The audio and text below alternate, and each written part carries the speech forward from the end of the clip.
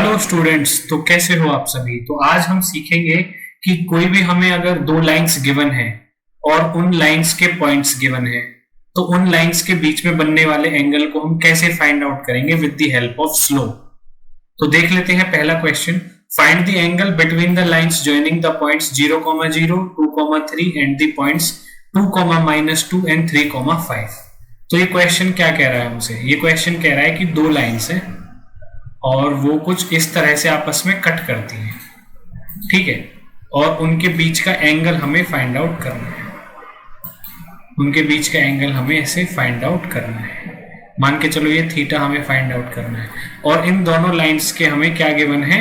Joining points given है 0, 0, 2, 3 और 2, -2 and 3, 5।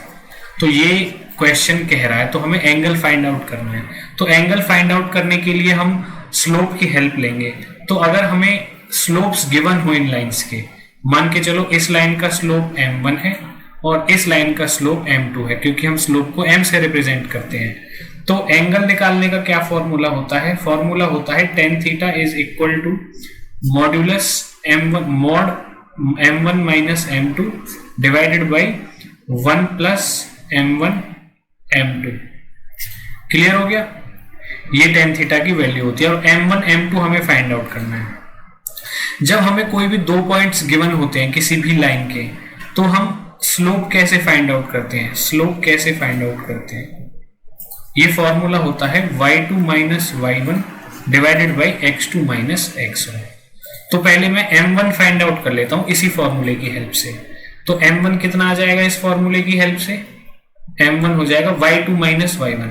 देखो ये x1 होता है, ये x2 होता है, ये y2 होता है और ये 0 वाला y1। तो y2 minus y1 3 minus 0 divided by x2 minus x1। x2 कितना है? 2, 2 माइनस 0, तो ये कितना आ जाएगा? 3/2। इसी तरह से m2 फाइंड आउट कर लेते हैं दूसरी लाइन के लिए। ये हो जाएगा आपका y2 माइनस y1। तो 5 माइनस 2 करेंगे तो कितना आएगा? 7 और नीचे 3 - 2 कितना आ जाएगा? 1। तो कितना आ गया? 7।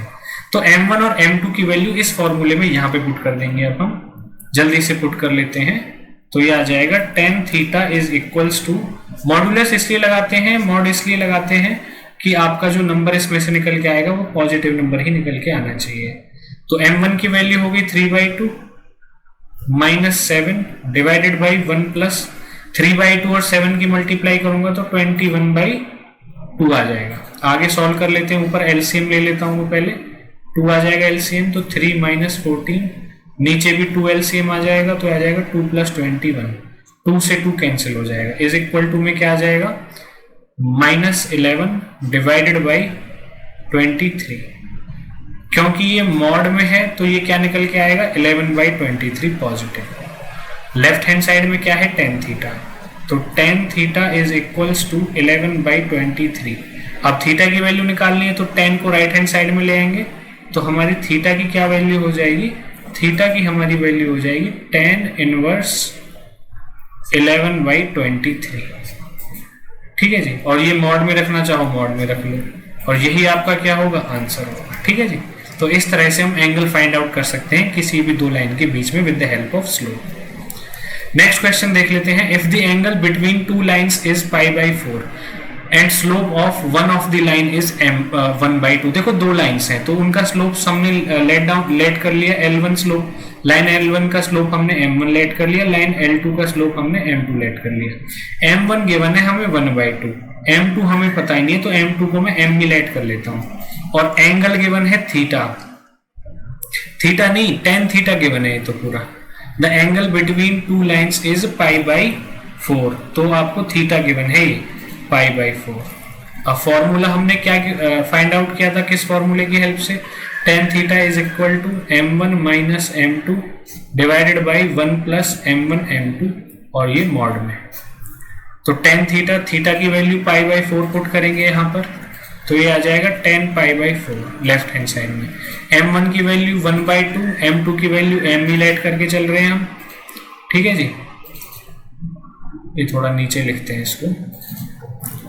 तो ये आ जाएगा हमारा यहाँ पे 10 π/4 इज इक्वल टू m1 कितना है आपका, m1 है आपका 1/2 जो क्वेश्चन में गिवन है, 1/2 m2 हमने एम्यूलेट किया तो 1 प्लस 1/2 m की मल्टीप्लाई m/2। आगे इसको सॉल्व कर लेते हैं, एलसीएम ले लेंगे, 2 एलसीएम आ जाएगा तो 1 माइनस 2m डिवाइडेड बाई नीचे भी 2 एलसीएम आ जाएगा 2 प्लस m मॉड में 2 से 2 कैंसिल, यह आ जाएगा 1 minus 2m divided by 2 plus m। अब 10 π/4 है, 10 π/4 का मतलब क्या होता है 1045 जो होता है आपका 1, तो ये कितना आ जाएगा आपका 1 आ जाएगा, क्या आ जाएगा 1, ये 1 हो गया आपका।